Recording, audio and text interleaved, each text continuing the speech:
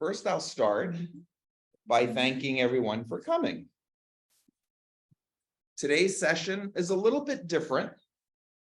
Most of our presenters, including me in the past, will come here and pontificate on what they know and tell you. Now, I decided to take a little bit of a twist on this today. And that's, let's see what you guys can tell me. Okay. So I'm Mario Moreira. Today's session is on creating your own Agile framework. I've been in the Agile field I've been told I shouldn't use the number anymore because of ageism. So I've been in the field for 10 plus years. And I'm a consultant. I'm an Agile consultant, business consultant, digital consultant, depending on what the client needs. But ultimately, it's about this: delivering greater customer value while increasing the speed of delivery. Because at the end of the day, that's really what Agile is about. Are we creating more customer value, and are we able to do it faster? Now, faster doesn't mean doing more cycles per minute. Faster could be, let's reduce the things that are of lower value so we can produce higher value, more of it. I'm also a master coach, and what that means is I've gone to many organizations and actually built out coaching circles. So I'm actually seasoned in understanding what it takes to build a coaching circle within your organization. And what's the importance of that? Anyone? Building a coaching circle within your own organization. You have someone to complain to. You have someone to complain to. Appropriation. Okay, appropriation. Anyone. They want to be independent. They want to be independent. And most importantly, more likely those that are internal have a better sense of context. And this is no disrespect to us external coaches, because we will also gain that experience. However, there's a fine line between going native and maintaining your objectivity. Now, if anybody is tweeting these days, or if you're, was it called threading? Threading? So feel free. I'm not even sure if I even have a thread. I actually do have it. I joined the 2 million that joined the started the other day. But if you want to tweet, I'm at Agile Mario. Pretty straightforward. Now, like they say, I'm not just a pretty face. I've written books in the field. I've had people who thought my stuff was good come reach out to me and said, hey, would you write us a book? Like Wiley Publishing for the first several books, and then A-Press for the top 2. And the most recent one is the Agile Enterprise. And this was written after I've done a number of transformations, so I could actually write about it, what you need to do. And some of these will be available for $20 at the end of the session. And I also have this blog called CM for Agile at blogspot.com that you can check out anytime. And more recently, you probably shouldn't be surprised, but I've been writing about how ChatGPT and AI impact Agile and Agile transformations. So there's a few articles on that recently. Now, Agile has been out since when? What year did Agile come out? Close. Anyone else? Or online? What year did Agile come out? 2001, right? 2001 is when they got together and formally created the Agile Manifesto, although people have been doing Agile things prior to that, right? So what this should tell you is, should we have been getting better then? Right? We should be getting better. Because right around here is when the Agile Manifesto came out. And the plethora of Agile consultancies, Agile frameworks, all of those things came out. But look, surprise, surprise, success rate, according to, this is the Standish group, the chaos, you can go online and see this. Around 2000 was 28% success rate. 2015 is 29, and I think we might be at 30 now. After all of that effort in agility, are we getting any better? The data tells us, no, not so much. So if I were to ask you guys, think of the Agile initiatives that you've been involved with. How many focused on the what? How many focused on the how? And how many focused on the why?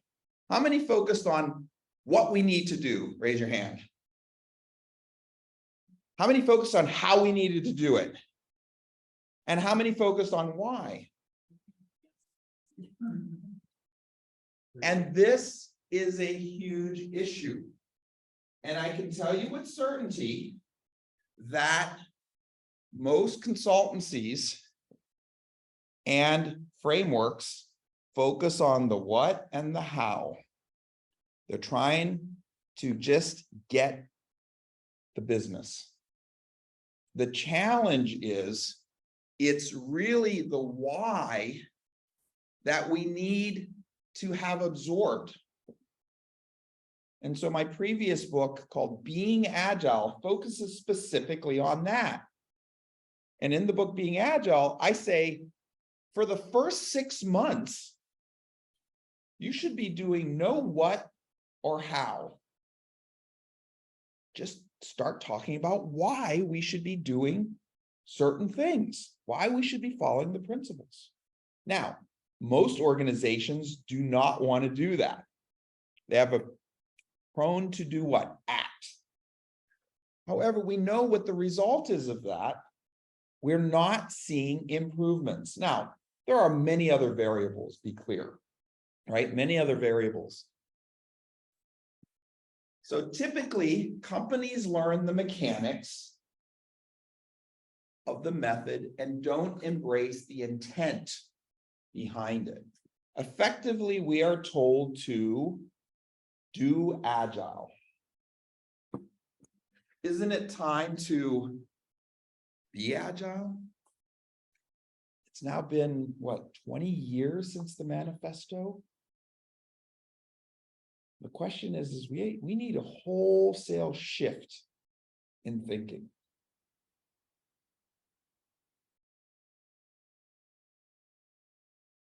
And so, while there does tend to be a focus on the what and the how, it's really the why where we need to start. We need to start with, why are we doing this? I've done tons of interviews with folks.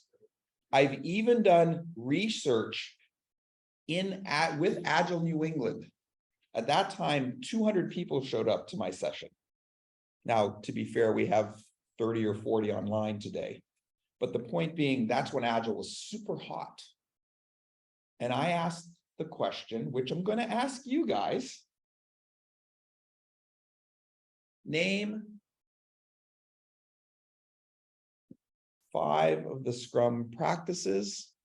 And part B is name as many Agile principles as you can. Okay, so get out a sheet of paper.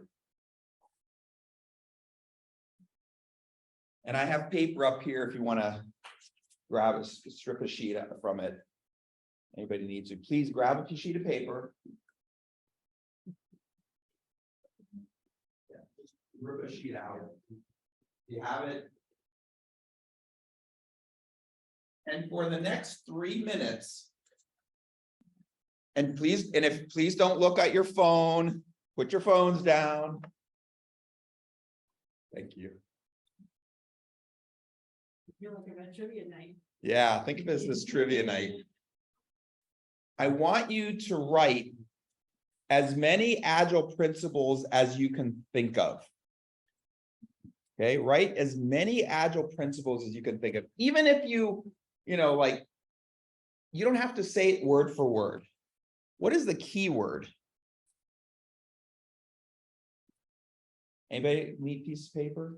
I see some of you not doing anything, so where's the notebook that I had? Here, just rip out a bunch and just pass it down. Just rip out a bunch and pass it down.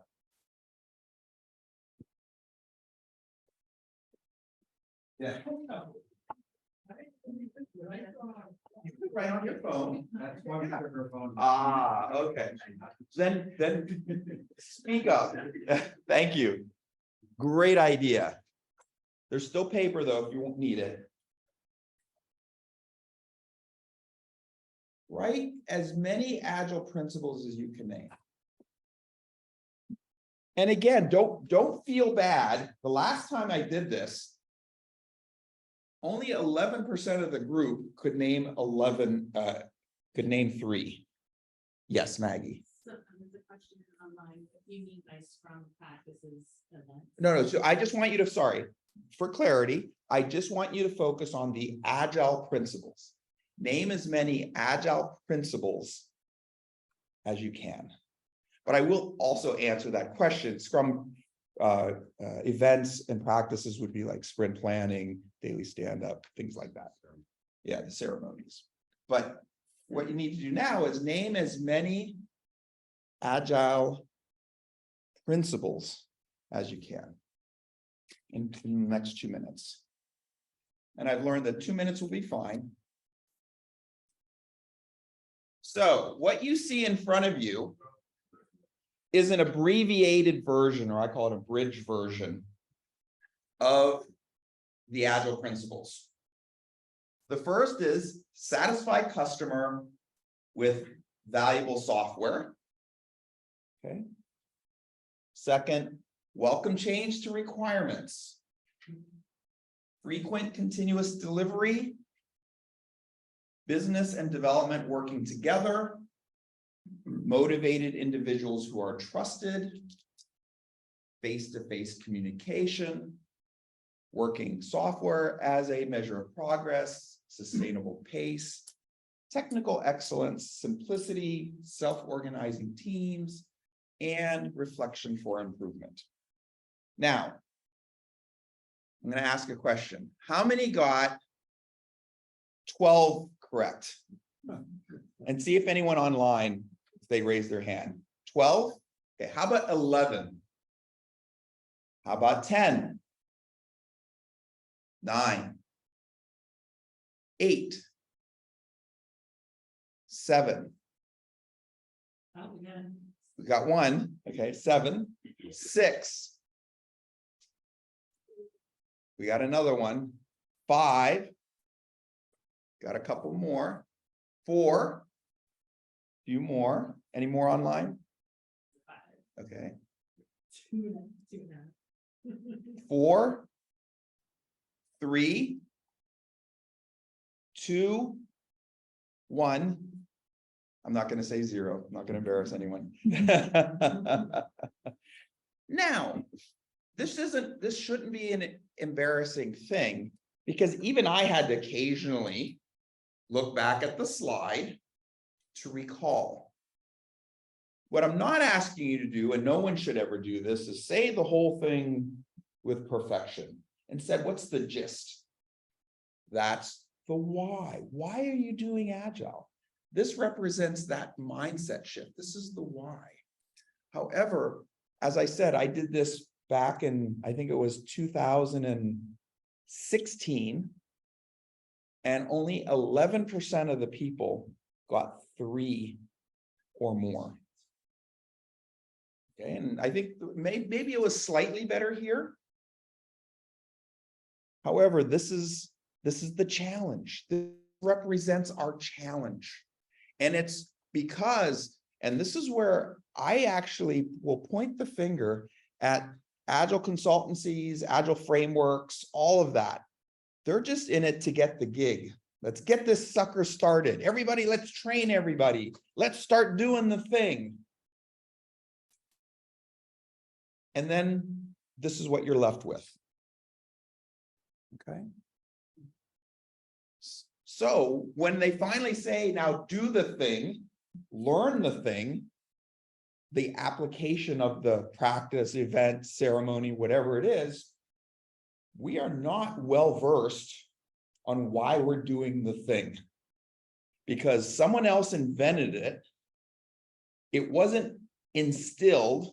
There was very little discussion. Like I would bet to say most of you probably, well, I hope that when you started an Agile journey, somebody at least showed you the values and principles. However, that was probably one time and they were never seen again. Most likely. Okay. And I'm telling you this because I have actually been called in to a number of companies after they've already started not just one Agile transformation, but 2 or 3. And they're like, we still don't understand what we're doing. Because they really don't. No one actually helped them digest the why and the principles and values behind what they're doing. And I would ask you guys and see if people online could raise their hand if they believe this. Do you believe that if you understand the why behind what you are doing, you are much more likely increase the likelihood of embracing and carrying out the thing in a much better way? Raise your hand if you believe that's true. Okay. And this is the challenge that we're at. And also the challenge that you're going to see is you're going to go back to your company and it's going to be hard to enact that groundwork. I call it fertilizing the ground. But you can do it even when you're told to apply, act. Occasionally bring them back to why we're doing it. So today's session is going to involve creating your own Agile practices, methods, process, framework, whatever word you want to use, because they're all somewhat similar. What I hypothesize, and I've experimented with this, that when you ask the team to create the practice that they think will align with a principle, they were more likely actually play that out and understand it and embrace it. Okay, for those who don't know, you know what this is actually kind of a universal signal in Agile. You know what it means? If I do this, I'm basically saying it's time to move on, but I'm not being overtly assertive about it.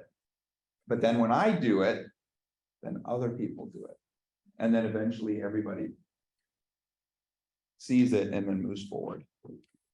But the big takeaway here too is don't let your Scrum Master or your coach always be the person that does this. Any team member can own that initiative. Okay. And that's so let me ask you, did you guys, who here found this experience a little bit challenging? Raise your hand. Okay. Or online, I can see you guys. Yeah, raise your hand.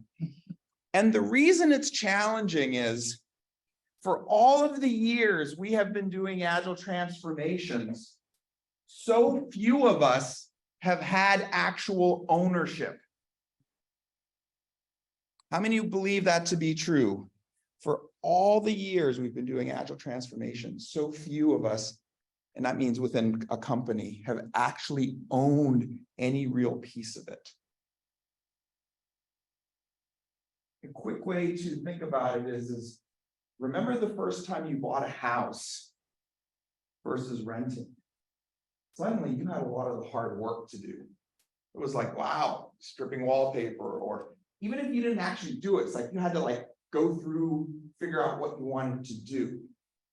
And so the attempt here is We really need to make a wholesale shift away from just being given the playbook, the framework, the roles, and actually take ownership. Now, do you think this is going to be easy? Of course not. However, this is your best option because otherwise you saw the percentages were not getting better at project success.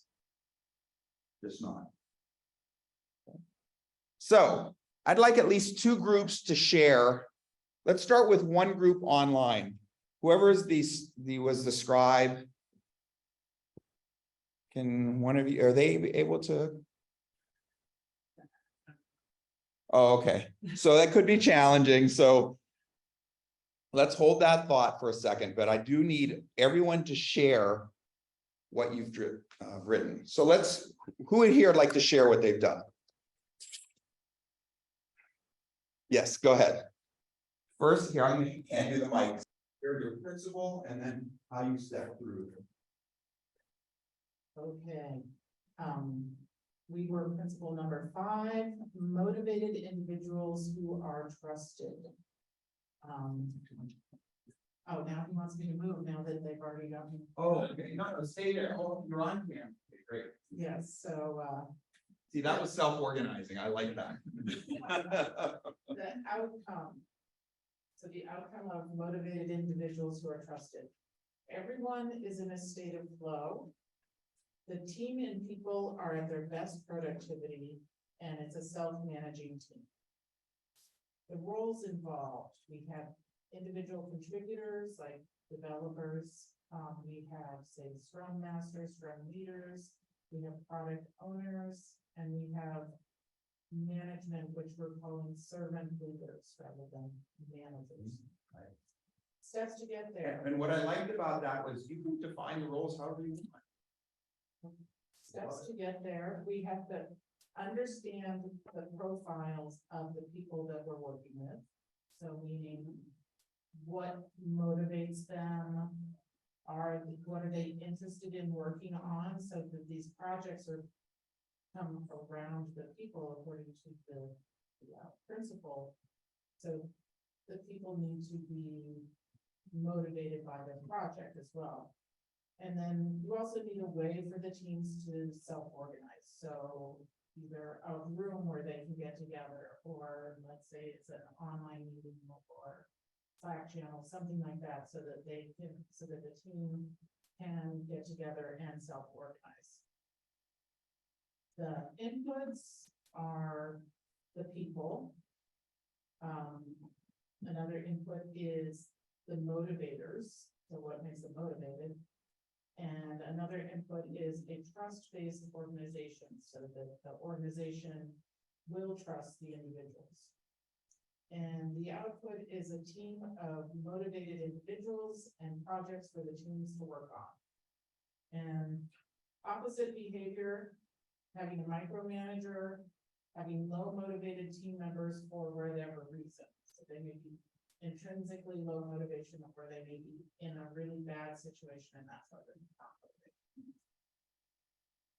Round of applause. That was nice. Well, I'm glad you guys volunteered because this is an interesting principle that you don't see in any of the frameworks. How do you create motivated individuals that can be trusted? Name a current method, practice that actually focuses on that. Isn't it amazing? There's literally nothing. And what I loved about what they said was, hey, in order to understand motivation and trust, they have to actually get to know each other. Like you basically reference do some team building, understand each other. I've had teams do Myers-Briggs and the colors and different things like that, so they can understand each other, what motivates them. So that's very interesting. So that's almost a completely missing practice. Yes. Does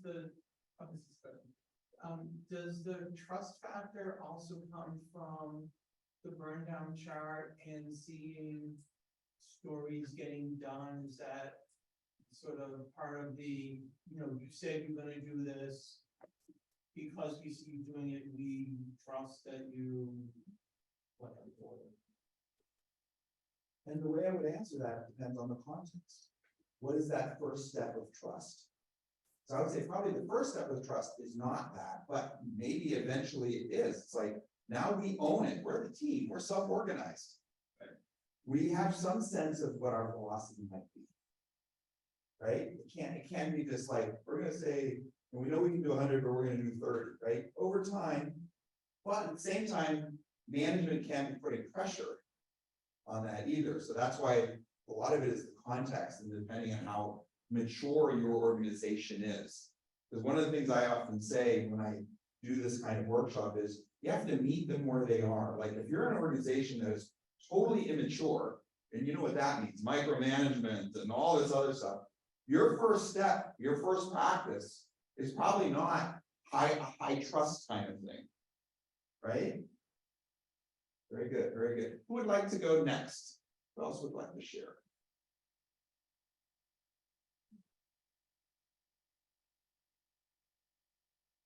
Principal and then walk through.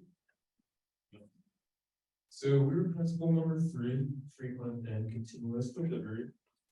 The outcome, we thought this was pretty self-explanatory. We were delivering working software on a frequent basis. The roles associated with this, again, depends on context, but really it's your product team. So product owner, scrum master, development team, product manager, project manager, possibly a subject matter expert, your customer, so on, whoever is relevant. The steps would then be create user stories, prioritize your backlog, assign work, deliver software, testing along the way, review your software in progress and get feedback from your stakeholders. Your inputs would be backlog items and market requirements. The outputs would be software being delivered, possibly progress against some sort of success metrics, and a happy customer. Some anti-patterns that teams may fall into are partial implementation, no testing, regular timelines, overcommitting, or feature creep. Okay, very good. I like the fact that you ended with satisfied customer. This is a big one of that. That's probably the biggest, the outcome is you're doing frequent delivery for a purpose. And you hope that that's to satisfy the customer. Right? Very well done. Well done, guys. Okay, one more group.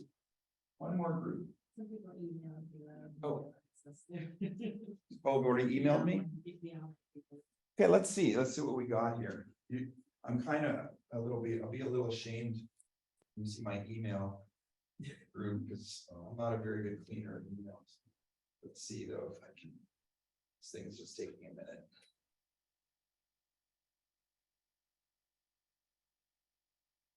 Okay. I don't see anything yet. So I don't see anything yet. Okay. Let's just validate that they have my email. Correct. There's no internet connection for you. Oh, that could be why. Let's see. Okay, where do I go again? MSNT. Yes. Yes. Okay. Yeah. You know what? I probably have this on my phone. So it's coming. Number 2 got it. Okay. Click the blue button. Click the blue one. Yep. And code is MS event 777. All the time. Okay, there we go. So MS event, all lowercase, M S event event 777 AB. 7 A. B. Does that look right? Yeah. Yes.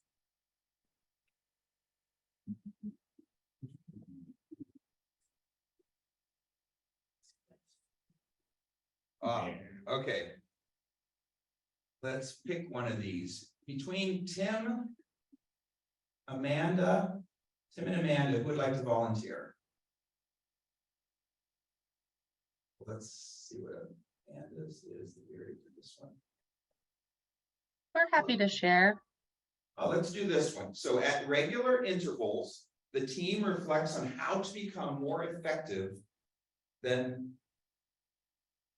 And then tunes and adjusts in its behavior accordingly. So in this case, the outcome is team discussion and continuous improvement. Great, continuous improvement. That's really what we're looking for. Who's involved? Everyone on the team. The steps: identify metrics, share metrics with the group, ask for input on what other metrics could be used. Okay, great. Because you always want to be reflecting on your metrics, right? Evaluate where there is room for improvement, identify a problem statement, brainstorm a solution, create action items, and document them in a some tool for each solution. Ensure we have diversified the action items so that the full team owns the solution, complete action item, remeasure the metrics to ensure we have met our goals, rinse and repeat. So the important thing in this one is they're saying, make sure the action is created and put it in your tool. Believe it or not, that's the number one reason why some sort of retrospectives, continuous improvement don't work, because they never actually make it to the actual work backlog. And then inputs, measurement metrics, where we are, discussion about how we need to change. And then output flow, faster delivery, quality products, team happiness. Good, team happiness. So that's an interesting one, because there's actually been a bit of data now that there's some advancement on what is team happiness. Because remember before it'd be like happy, sad, and things like that. Well, there's now a little bit more data on collecting that over time. And then how might groups have the opposite? Teams do not respond to feedback, may not gather the feedback, things like that. And other takeaways, in some cases, you don't know how far to go in the hierarchy because it might risk psychological safety. So that's a good one. I think it was back to the group over here. Someone was mentioning about team trust and stuff. Psychological safety often will come up. Okay. Okay, thank you. Those are good, very good responses to this. And now I'm just going to ask the question, do you think you are more likely to use a method that you created than being handed one? Raise your hand if you think you're more likely to use a method you, okay? I think, is anyone saying that's not true? Trying to see if that's 100% or is it, I'm at 98%. The second is, do you think now know more Agile principles leaving this session than you did when you came? Raise your hand if you think you've learned more, you now know more of them. And you probably know one of them very well, right? And that's precisely the point. That's the experience we should be having probably weekly or monthly in a company. And then, is this a session you would recommend to others or do yourself? What do you think? Okay. You see, this wasn't rocket science, right? This is something that you could actually take advantage of and harness yourself. Just print out the 12, have everybody take a picture of that one screen that I had. And that may be a better way of getting started. Now, this doesn't mean that you're done, right? So aim for the why and apply an iterative approach. This doesn't mean that you're done, because just like what you're supposed to do in Agile, even if you start with a handed method or practice, you should improve upon it as you get better and better and better. Have you guys ever heard of Shu-Ha-Ri? Okay, Shu means practice the practice, Scrum, whatever. Ha means adapt it, and Ri means live it. Should always be adapting after you've tried the practice. Same here, you've created it, now harness it and practice it and adapt it. So with that, I want to say thank you for such a great event. I hope you learned something from it. You can learn more about what I work on at my blog. You can check out my Twitter thing. And these are my two more recent books. I do have this one, some copies of this one available for $20, which is less than what's on Amazon. So you're welcome Bring that home with you. Other than that, any remaining questions or thoughts? Okay, with that, thank you all very much and have a great day.